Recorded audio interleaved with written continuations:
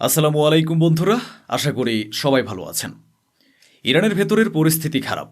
ভেনেজুয়েলায় হামলা চালিয়ে প্রেসিডেন্টকে অপহরণ করার পর আমেরিকা ও ইসরায়েল এখন ইরানকে হুমকি দিচ্ছে। কিন্তু ইরান ভেনেজুয়েলা নয়। ইরানে এসব করা খুবই কঠিন। কিন্তু সামনে থেকে যখন আমেরিকা ইসরায়েল কিছুই করতে পারছে না, তখন গত 9 থেকে 10 দিন ধরে মোসাদ ইরানের ভেতরে কি করছে তা আপনারা দেখছেন। তথাকথিত বিক্ষোভকারীরা অস্ত্র হাতে নিচ্ছে। ভাই, কোন বিক্ষোভে রাইফেল হাতে তোলা হয়? এরা কারা যারা নিজের দেশের পতাকা জ্বালাচ্ছে? এরা কারা যারা নিজেদের সরকারি দফতরে আগুন লাগাচ্ছে? এরা কারা যারা খামেনির ছবি পুড়িয়ে দিচ্ছে এবং ইরান মুর্দাবাদ স্লোগান দিচ্ছে? এটা পরিষ্কার যে এগুলো ইসরায়েল ও আমেরিকার স্পন্সর্ড। এটা সবারই জানা। এমন নয় যে কারো কাছে পরিষ্কার নয়, সবার কাছে পরিষ্কার। শুধু যারা ইরানের বিরোধী তারা মুখ বন্ধ করে চুপচাপ বসে আছে আর হাসছে। কিন্তু সবারই একদিন নম্বর আসবে। আপনারা ভেনেজুয়েলার অবস্থা দেখেছেন। যখন একটি দেশের প্রেসিডেন্টে নিরাপদ নয়, ঘুমের মধ্যে তাকে গ্রেফতার করা হয়েছে, ঘর থেকে টেনে নিয়ে গেছে, আমেরিকার সেনারা বাইরে এনে তার নিজের দেশ থেকেই, তার নিজের বাড়ি থেকেই তাকে তুলে নিয়ে গেছে। আর যে দেশগুলো তখন চুপ ছিল, আগামীকাল তাদের নম্বর আসবে। আপনারা কি মনে করছেন এটা কি খুবই স্বাভাবিক ছিল? একেবারেই স্বাভাবিক ছিল না। যাই হোক, ইরানের ভেতরের এসব গোলমাল চলার সময় ইরানের সুপ্রিম লিডারের প্রথম বক্তব্য এসেছে। তিনি বলেছেন, বিক্ষোভ ন্যায্য, বিক্ষোভ করা আপনাদের অধিকার, কিন্তু যে দাঙ্গা হাঙ্গামা অগ্নিসংযোগ হচ্ছে সেটা বিক্ষোভের অংশ হওয়া উচিত নয়। ইরানের সুপ্রিম লিডার স্পষ্ট করে বলেছেন, অগ্নিসংযোগ আর দাঙ্গা বিক্ষোভের অংশ হওয়া উচিত নয়। যারা দাঙ্গা করছে তাদের সঠিক জায়গায় পাঠানো উচিত। اگر ملتی از داشته‌های خود غافل بشود، توانایی‌های خود رو نبیند، پیشرفت‌های خود رو باور نکند، اون ملت تحقیر خواهد شد. وقتی تحقیر شد، خود رو حقیر دید، آماده تسلیم در مقابل دشمن خواهد شد. এরপর ইরানের সুপ্রিম লিডার আমেরিকাকেও কড়া ভাষায় আক্রমণ করেন। তিনি বলেন, আমরা যখন আমেরিকার সঙ্গে সততার সঙ্গে টেবিলে বসে কথা বলছিলাম, তখন আমেরিকা ব্যাক স্টেজে চুপি চুপি আমাদের উপর হামলার প্রস্তুতি নিচ্ছিল। তারা আমাদের কথায় ব্যস্ত রেখে মিথ্যে প্রতিশ্রুতি দিয়েছে, তারপর আমাদের উপর হামলা করেছে। কিন্তু এখন ইরান আর কোনো ফাঁদে পড়বে না। یه جمله کوتاهی هم درباره این اجتماعاتی که هفته گذشته شد دو سه جمله عرض بکنم. اولا قشر بازار و بازاری جزو وفادارترین قشرهای کشور به نظام اسلامی و به انقلاب اسلامی است. এরপর সুপ্রিম লিডার সেই কথাটাই বললেন যেটার জন্য আপনারা অপেক্ষা করছিলেন। ইরানের সুপ্রিম লিডার খামেনি বলেছেন, আমরা শত্রুর সামনে মাথা নত করব না, কোনো অবস্থাতেই করব না। 12 দিনের যুদ্ধে শত্রু যুদ্ধবিরতির জন্য চিৎকার করেছিল, আমরাও তখনও মাথা নত করিনি, ভবিষ্যতেও করব না। ওদিকে আমেরিকা ও ইসরায়েল ইরানের তথাকথিত বিক্ষোভকারীদের ফান্ডিং বাড়িয়ে দিয়েছে। বিশেষ করে সুপ্রিম লিডার এবং সরকারের প্রতি বিক্ষোভকারীদের মধ্যে ভয় কাজ করছে। তাই খামেনির সরকারকে ফেলে দিতে আমেরিকা ও ইসরায়েল প্রচুর টাকা খরচ করছে, আর প্রকাশ্যেই এসব করানো হচ্ছে। আপনাদের জানানো দরকার, এটা আসলে ইরানের উপর আমেরিকা ও ইসরায়েলেরই হামলা, কারণ যে বিক্ষোভগুলো হচ্ছে সেগুলো সবই আমেরিকা ও ইসরায়েলের স্পন্সর্ড। সুপ্রিয় মহোদয়, আপনাদের জানাতে চাই, ভেনেজুয়েলার ঘটনার পরও ইরানে এখনও সুপ্রিম লিডারের বিরুদ্ধে রাস্তায় স্লোগান দেওয়া হচ্ছে।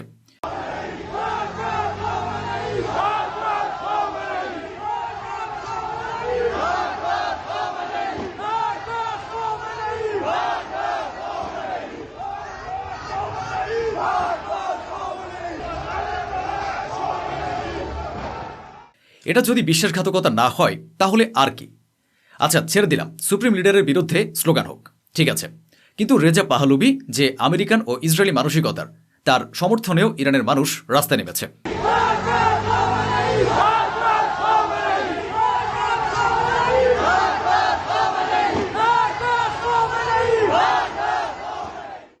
ইরানিদের যে সামান্য সম্মান ছিল সেটাও নর্দমায় গেল।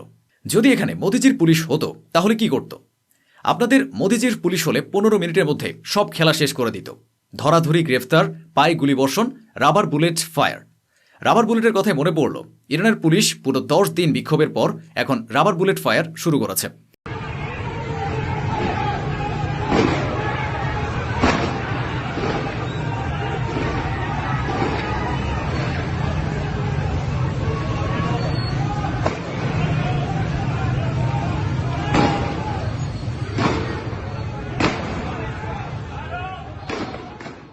আসলে টাকার জোরটাই বেশি কাজ করে। তাই ভাই, বিক্ষোভকারীরা টাকা পয়সা হাতে পেয়ে জোরালো বিক্ষোভ চালাচ্ছে। এই মুহূর্তে পুরো ইরান জুড়ে বিক্ষোভ আরও তীব্র হয়ে উঠেছে।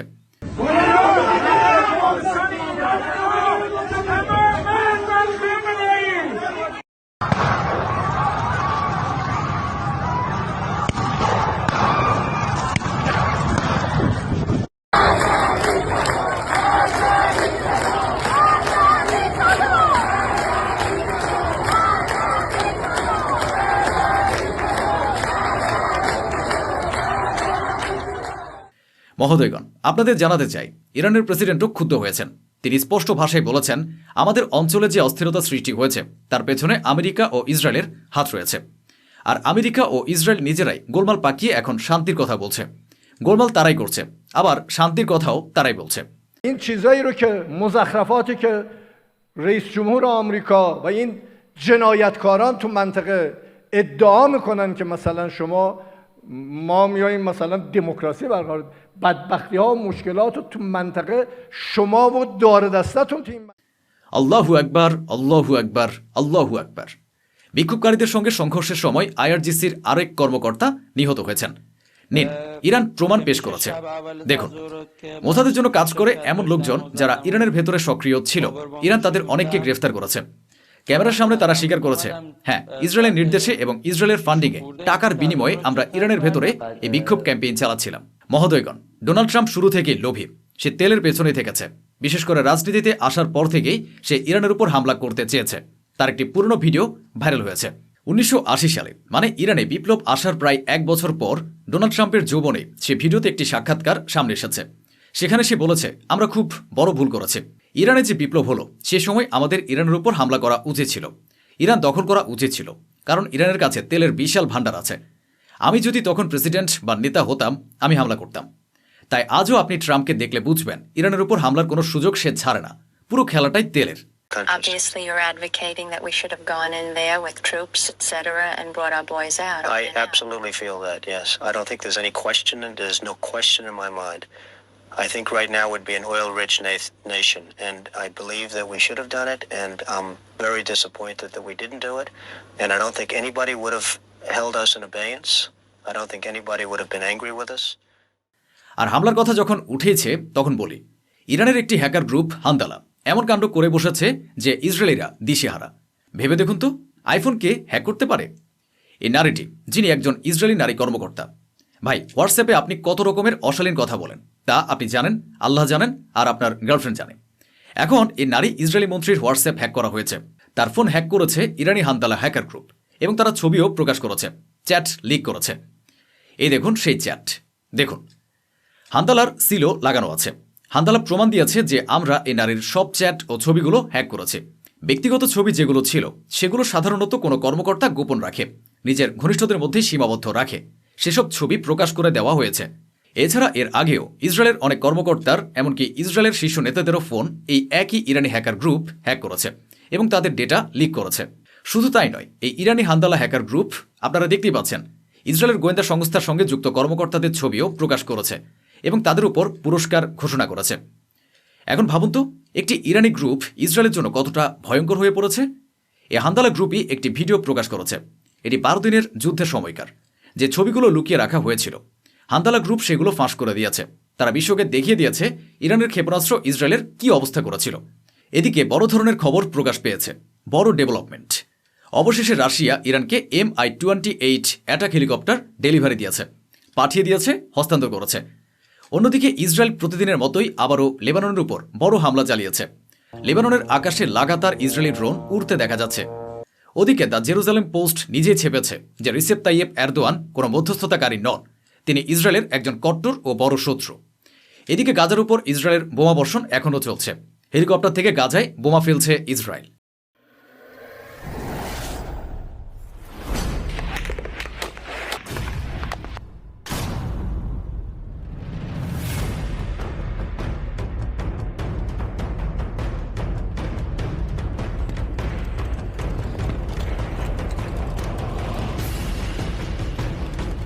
অন্যদিকে হামলা ছাড়াও গাজার পরিস্থিতি ভয়াবহ।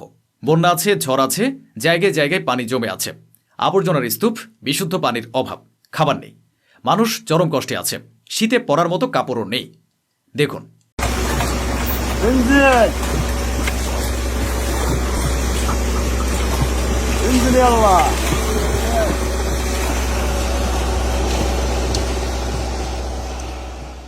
গাজার পরিস্থিতি ভালো হওয়ার বদলে আরও খারাপ হচ্ছে, আর বিশ্ব চুপচাপ বসে আছে। মানে আমরা যেটা ভাবছি হামলা কমে গেছে আর হামলা হচ্ছে না, এখন গাজে শান্তি, এটা একেবারেই সত্য নয়। দেখুন, গাজা এখনও ভবনগুলো বোমা মেরে উড়িয়ে দিচ্ছে ইসরায়েল, আর এটা তাদের দৈনন্দিন কাজের মতো। যেমন আমেরিকার তেল ও গ্যাসের ক্ষুধা আছে, তেমনি গাজার ভেতরে ইসরায়েলের জমির ক্ষুধা আছে। ইসরায়েল গুলি চালাচ্ছে, বোমা বর্ষণ করছে। নর্দার্ন গাজায় ওপেন ফায়ারিংয়ে ইসরায়েলের গুলিতে এক নারী নিহত হয়েছেন। 11 বছরের একটি শিশু, মানে বয়স 11 বছর। ইসরায়েল গুলি চালিয়ে গাজায় 11 বছরের একটি মেয়েকে হত্যা করেছে, যার নাম ছিল ফাতিমা। ওদিকে অ্যাঞ্জেলিনা জোলি গাজা সফরে গিয়েছেন সীমান্ত পর্যন্ত। এরপর তিনি একটি ভিডিও প্রকাশ করে বলেছেন, গাজা ফিলিস্তিনিদের জন্য একটি গণকবর হয়ে উঠেছে। যারা সেখানে ছিল এবং যারা সাহায্য করছিল তাদের জন্য এটি বিশ্বের সবচেয়ে বড় কবরস্থানে পরিণত হয়েছে, অথচ বিশ্ব সাহায্য করছে না। আমি দাবি করছি বিশ্ব এবং আন্তর্জাতিক মানবাধিকার সংস্থাগুলো সেখানে সাহায্য পৌঁছাক।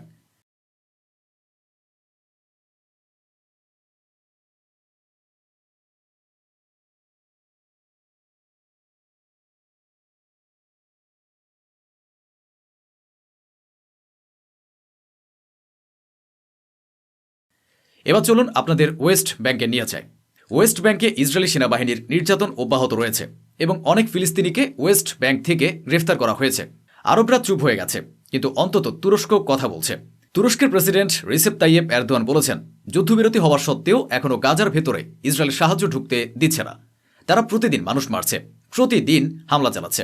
Sağlanan ateşkese rağmen İsrail hükümeti insani yardım girişlerini engellemeye, sivilleri katletmeye, Orta Doğu'dan এদিকে হাজারো নিষেধাজ্ঞা ও গ্রেফতার সত্ত্বেও সুইডেনে ইসরায়েলের বিরুদ্ধে বিক্ষোভ চলছে। No more hiding, no more fear. The genocide is crystal clear. When I say sanctions, you say now sanctions, sanctions, sanctions. When I say justice, you say now justice, justice, justice. When I say freedom. ঠিক একইভাবে ব্রিটেনেও ইসরায়েলের বিরুদ্ধে আওয়াজ জোরালো হচ্ছে।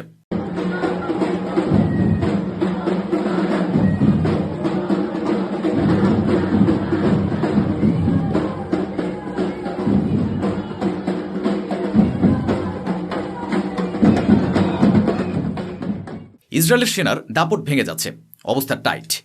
গত 15 বছরে Israeli সেনাবাহিনীর ভেতরে আত্মহত্যার হার সবচাইতে বেশি বেড়েছে। বিপুল সংখ্যায় ইসরায়েলি সৈন্য নিজেরাই নিজেদের জীবন শেষ করছে। এটা 15 বছরের মধ্যে সর্বোচ্চ পর্যায়ে পৌঁছেছে। ওদিকে ইউএই এর বাহিনী পিছু হটেছে, আর এসটিসি নামে যে সশস্ত্র গ্রুপটি ছিল, যে সন্ত্রাসীরা ইয়েমেনের বিভিন্ন এলাকায় ঢুকে দখল করেছিল, ইয়েমেন যখন পাল্টা জবাব নিল তখন ওই সন্ত্রাসীরাও দুর্বল হয়ে পড়ে। শেষ পর্যন্ত ইয়েমেনের মানুষ নিজেদের এলাকায় আবার দখল ফিরিয়ে নিতে শুরু করেছে।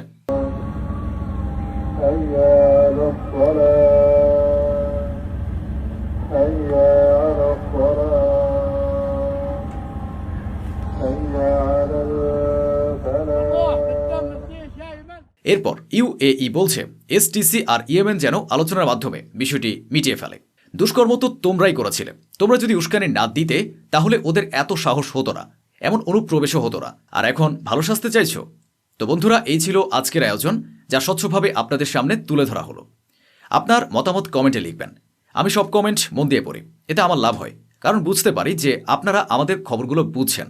কিছু পয়েন্ট আমি ভুলে গেলে বা যেখানে আমার মাথা যায় না, আপনারা আমাকে সেগুলো মনে করিয়ে দেন, এটা খুব ভালো বিষয়। তাই অবশ্যই কমেন্ট করবেন, ভিডিও শেয়ার করবেন। অসংখ্য ধন্যবাদ, সুস্থ থাকুন, ভালো থাকুন।